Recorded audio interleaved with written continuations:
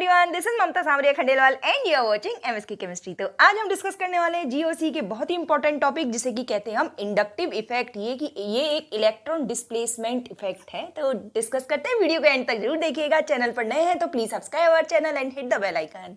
Inductive effect एक permanent electron displacement effect है। Permanent का मतलब क्या होता है कि कोई भी रिएजेंट इसको अटैक करे या ना करे, ये मॉलिक्यूल के अंदर होगा ही होगा। जैसे कि जो इलेक्ट्रोमेरिक इफेक्ट होता है वो तब काम करता है जब रिएजेंट अटैक करता है सबस्ट्रेट को, लेकिन इंडक्टिव इफेक्ट में ऐसा नहीं है। ये एक परमानेंट इलेक्ट्रॉन डिस्प्लेसमेंट इफेक्ट है। अब बात करते हैं कि ये किस तरीके से जनरेट होता है और क्या होता है। तो देखिए, जैसे इस तरीके से यहाँ पे हमारे पास एक कार्बन चेन है। अब इस कार्बन चेन से कोई ऐसा ग्रुप लगा है जो इलेक्ट्रॉन विथड्रॉइंग है, जैसे मान लीजिए NO2 या Cl लगा हुआ है, तो क्या होगा, ये वाला बॉन्ड कैसा है, पोलार, और बाकी के ये वाले बॉन्ड कैसे हैं, नॉन पोलार। क्योंकि कार्बन कार्बन बॉन्ड है तो ये नॉन पोलार है। तो क्या होता है, इस पोलार बॉन्ड की वजह से बाकी के नॉन पोलार बॉन्ड्स में जो पोलैरिटी जनरेट होती है उसे ही हम इंडक्टिव इफेक्ट कहते हैं। जैसे मान लीजिए अगर ये वाला बॉन्ड पोलार नहीं होता, ये वाला बॉन्ड अगर पोलार नहीं होता तो पोलैरिटी बाकी के बॉन्ड में जनरेट नहीं होती। तो यही वो पोलार बॉन्ड है जिसकी वजह से बाकी की चेन में पोलैरिटी जनरेट होती है। तो यहां हमने लिखा है generation of polarity non polar bond due to polar bond is called inductive effect. ठीक है।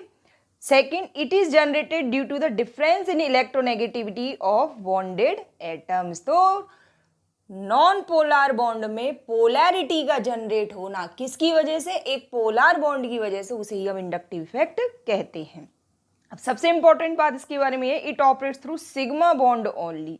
मतलब जो ये इस तरीके के जो सिग्मा बॉन्ड होते हैं इन्हीं में ये ऑपरेट होता है, पाई बॉन्ड में ये ऑपरेट नहीं होता है। और इसमें क्या होता है, जो सिग्मा इलेक्ट्रॉन्स होते हैं उनकी पार्शियल शिफ्टिंग होती है। तो it operates through sigma bond only and partial shifting of sigma electron takes place, so the polarity in the bond generated। और ये कैसा एक परमानेंट इफेक्ट है। अब बात करते हैं कि इंडक्टिव इफेक्ट के समय क्या होता है, जो इलेक्ट्रॉन्स होते हैं, जैसे ये देखिए, ये जो इलेक्ट्रॉन्स हैं जैसे यहाँ पे शिफ्ट हुए, क्योंकि ये इलेक्ट्रॉन है, इसने खींचा क्लोरीन ने कार्बन चेन से इलेक्ट्रॉन को, तो ये वाला जो बॉन्ड है कार्बन और Cl बॉन्ड है, इसके जो इलेक्ट्रॉन है, कितने इलेक्ट्रॉन होंगे, 2 इलेक्ट्रॉन, ये पार्शियली शिफ्ट होंगे क्लोरीन की ओर। तो क्लोरीन पे क्या आएगा, डेल नेगेटिव, और कार्बन पे क्या आएगा, डेल पॉजिटिव चार्ज। तो यहाँ पे जो इलेक्ट्रॉन्स होते हैं, जैसे कार्बन के जो इलेक्ट्रॉन हैं वो पार्शियली शिफ्ट हो गए किसकी तरफ, क्लोरीन की ओर। कौन सा इलेक्ट्रॉन, जो बॉन्डेड इलेक्ट्रॉन है, लेकिन स्टिल वो कार्बन के ऑर्बिटल में ही है। मतलब अगर परमानेंट शिफ्ट होते तो क्या होता, क्लोरीन पे आ जाता कंप्लीट नेगेटिव चार्ज। अगर पूरी तरह शिफ्ट होते तो क्लोरीन पे आता परमानेंट नेगेटिव चार्ज और कार्बन पे आता परमानेंट प्लस चार्ज, लेकिन ऐसा नहीं है, ऐसा नहीं है। ये डिस्प्लेसमेंट कुछ इस तरीके से होता है, ये जो इलेक्ट्रॉन क्लाउड है ये पार्शियली शिफ्ट हो जाता है क्लोरीन की तरफ, और क्लोरीन पे डेल्टा नेगेटिव और इस पे डेल्टा पॉजिटिव चार्ज आ जाता है। ठीक है। तो यही हमने लिखा है, during inductive effect electrons are still present in their original orbital but their electron cloud is partially shifted to the more electronegative atom है। तो यहाँ पे फिर क्या, सबसे इंपॉर्टेंट बात जो इलेक्ट्रोमेरिक इंडक्टिव इफेक्ट की है वो है कि ये डिस्टेंस डिपेंडेंट है। मतलब जो इंडक्टिव इफेक्ट है it is directly proportional to distance. और इसी के लिए हम इसका एक रूल पढ़ते हैं जिसे कहते हैं हम DNP rule, distance number and power. इसको आगे हम डिस्कस करेंगे।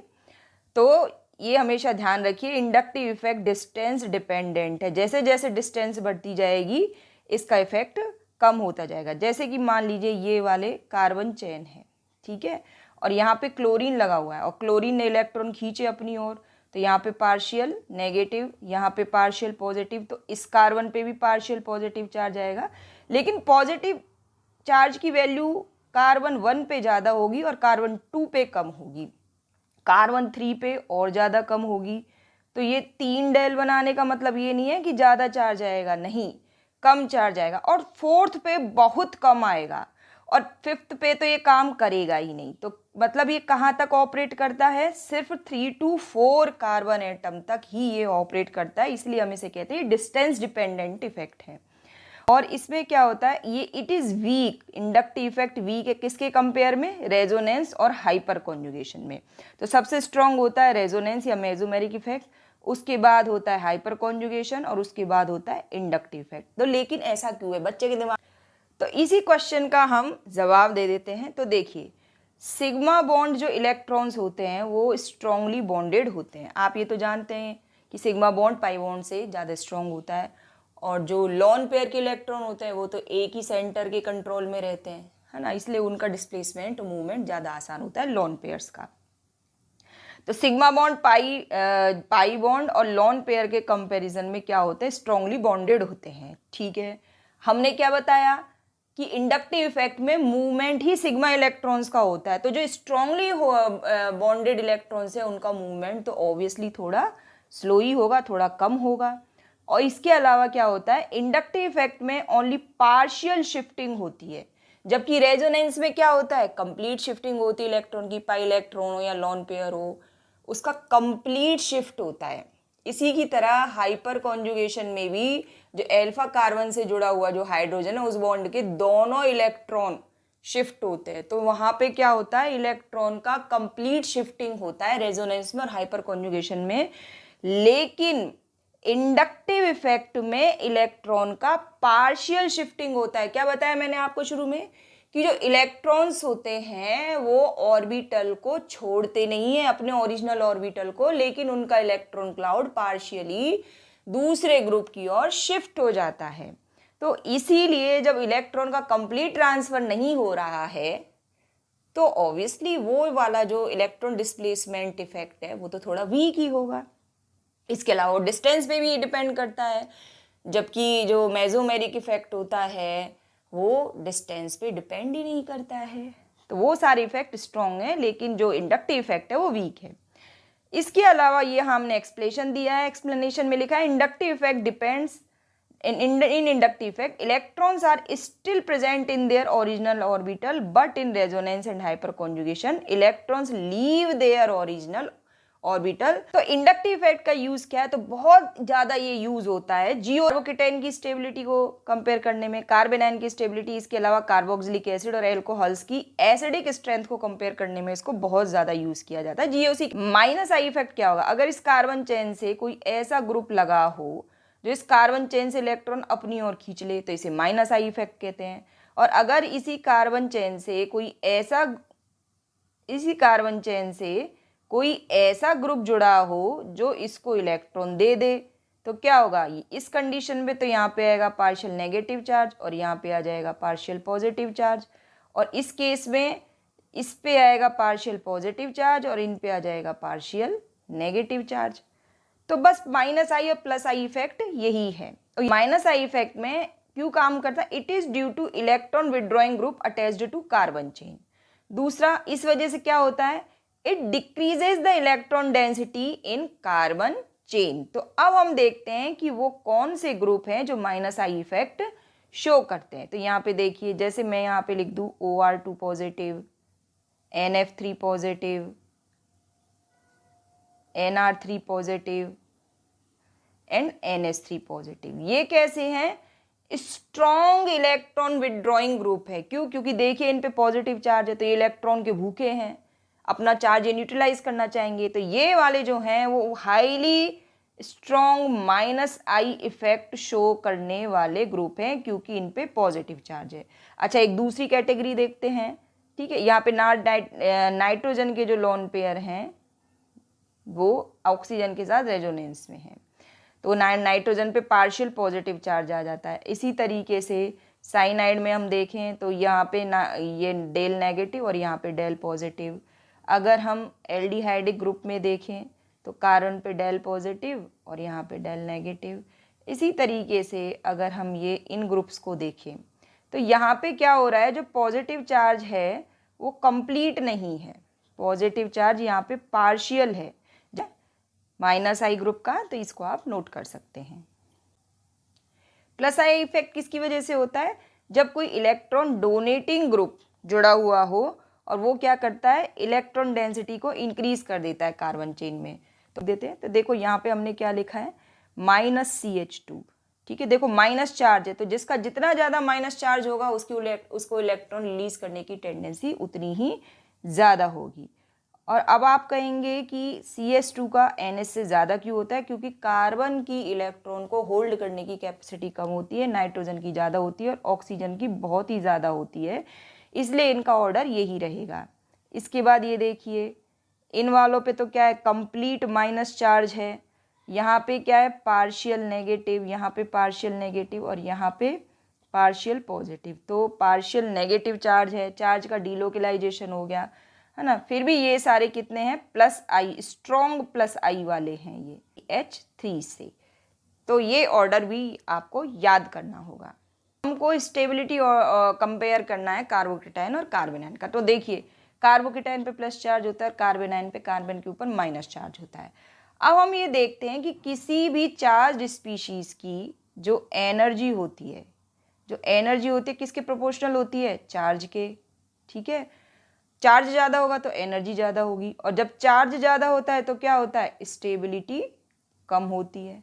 तो इसका मतलब क्या होगा, कार्बोकेटाइन स्टेबलाइज होने के लिए क्या चाहेगा कि उसके पॉजिटिव चार्ज को कोई ले जाए, और कार्बेनाइन ये चाहेगा कि उसके नेगेटिव चार्ज को कोई ले जाए या वो कैसे भी न्यूट्रलाइज हो जाए, क्योंकि जो न्यूट्रल स्पीशीज होती है उनकी स्टेबिलिटी ज़्यादा होती है। इसका मतलब क्या होता है कि अगर चार्ज इंक्रीज होता है तो स्टेबिलिटी क्या होगी, डिक्रीज होगी। तो इसका मतलब सीधा सा कॉन्सेप्ट है कि कार्बोकेटाइन में अगर कोई इलेक्ट्रॉन रिलीजिंग ग्रुप लगा दिया जाए तो वो क्या करेगा, कार्बन के चार्ज को न्यूट्रलाइज करेगा। तो जो इलेक्ट्रॉन रिलीजिंग ग्रुप हैं ये क्या करेंगे, कार्बोकेटाइन की स्टेबिलिटी को इंक्रीज करेंगे, और इसी तरीके से जो इलेक्ट्रॉन विड्रॉइंग ग्रुप है वो क्या करेंगे, कार्बेनाइन से इलेक्ट्रॉन खींच लेंगे, क्योंकि कार्बेनाइन के पास एक्सेस इलेक्ट्रॉन है, उसके नेगेटिव चार्ज को वो क्या करेंगे, न्यूट्रलाइज करेंगे। तो जो कार्बोकेटाइन की स्टेबिलिटी इंक्रीज होगी इलेक्ट्रॉन रिलीजिंग ग्रुप लगाने से, और कार्बेनाइन की स्टेबिलिटी इंक्रीज होगी इलेक्ट्रॉन विड्रॉइंग ग्रुप को लगाने से। ये बहुत अच्छा की कॉन्सेप्ट है, इसको आप याद रख लीजिए। इसके अलावा हम ये एक ऐसा भी कह सकते हैं कि जो कार्बोकेटाइन की जो स्टेबिलिटी है ये +I इफेक्ट से इंक्रीज होगी, -I से डिक्रीज होगी। इसी तरीके से जो कार्बेनाइन है इसकी जो स्टेबिलिटी होगी वो -I इफेक्ट से इंक्रीज होगी और +I इफेक्ट से डिक्रीज होगी। जो एसिडिक स्ट्रेंथ की हम बात कर रहे थे, किसकी, कार्बोक्सिलिक एसिड और एल्कोहल्स की, ठीक है। तो इसकी बात करते हैं हम। तो ऑब्वियसली देखिए, एसिड क्या चाहेगा, एसिड ये चाहेगा कि मेरा ये वाला प्रोटॉन कोई ले जाए, तो वो जितना ज़्यादा H पॉजिटिव देगा उतना ही ज़्यादा उसका एसिडिक नेचर ज़्यादा होगा। इसका मतलब अगर एसिड में कोई इलेक्ट्रॉन विड्रॉइंग ग्रुप लगा हो तो उसकी एसिडिटी इंक्रीज हो जाएगी, और अगर इलेक्ट्रॉन डोनेटिंग ग्रुप लगा हो तो डिक्रीज हो जाएगी। इसका मतलब हम ये लिख सकते हैं जो एसिडिक स्ट्रेंथ है, चाहे वो एसिड की है या एल्कोहल की है, वो किस तरह से काम करेगी, -I इफेक्ट के प्रोपोर्शन होगी और +I इफेक्ट से वो डिक्रीज होगा। DNP रूल का मतलब होता है D for distance, N for number और P फॉर पावर। पावर का तो जो चार्ट हमने आपको बना के दिया, अभी जो बना के दिया था ना, +I और -I इफेक्ट का जो ऑर्डर है उसी को ही पावर कहते हैं। तो डिस्टेंस का मतलब क्या है, जैसे ये वाला कार्बन है ना, इससे कोई इलेक्ट्रॉन विड्रॉइंग ग्रुप लगा है, जैसे कि ये कोई कंपाउंड है COOH, मान लीजिए कोई एसिड है, अगर इससे यहाँ पे कोई इलेक्ट्रॉन विड्रॉइंग ग्रुप लगा है, एक सिचुएशन ये हो सकती है, और एक सिचुएशन ये हो सकती है कि वो इलेक्ट्रॉन विड्रॉइंग ग्रुप यहाँ पे लगे, एक सिचुएशन ये हो सकती है कि वो यहाँ पे लगे। तो तीनों ही सिचुएशन में क्या होगा, क्योंकि जो लास्ट वाला होगा ये अपना -I इफेक्ट कम शो करेगा, है ना, और अगर यही वाला ग्रुप यहाँ पे लगा होगा फर्स्ट पोजीशन पे लगेगा तो वो ज़्यादा स्ट्रांगली बिहेव करेगा। तो ये तो हो गया डिस्टेंस। नंबर का मतलब क्या है, एक से ज़्यादा होंगे अगर तो उनका इफेक्ट ज़्यादा होगा।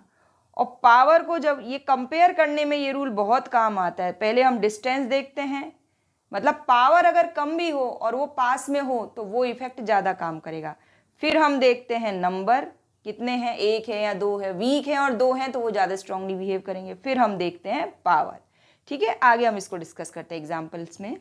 यहाँ पे हम कुछ कार्बोकेटाइन की स्टेबिलिटी को देखते हैं। तो ये देखिए, ये सब कार्बोकेटाइन है, ठीक है, 1 डिग्री, 2 डिग्री, 3 डिग्री और मिथाइल। तो देखिए यहाँ पे 3 एल्काइल ग्रुप जुड़े हुए हैं और एल्काइल ग्रुप का क्या होता है, प्लस आई इफेक्ट होता है। ठीक है, यहाँ पे 2 एल्काइल ग्रुप जुड़े हुए हैं, तो इसलिए सबसे ज़्यादा स्टेबल कार्बोकेटाइन कौन सा होगा, 3 डिग्री वाला। इसको दिमाग में सेट कर लीजिए, 3 डिग्री कार्बोकेटाइन सबसे ज़्यादा स्टेबल होता है, फिर 2 डिग्री, फिर 1 डिग्री होता है और उसके बाद मिथाइल होता है। ये स्टेबिलिटी ऑर्डर आपको आगे बहुत काम आने वाला है। इसी तरह से ये 1 डिग्री कार्बोकेटाइन है, ये 2 डिग्री है और ये 3 डिग्री। अब देखिए, इससे सिर्फ एक ही एल्काइल ग्रुप जुड़ा हुआ है, इस वाले से 2 एल्काइल ग्रुप जुड़े हुए हैं, जिन 2 एल्काइल ग्रुप, इसका भी प्लस आई इफेक्ट होगा, इसका भी प्लस आई इफेक्ट होगा।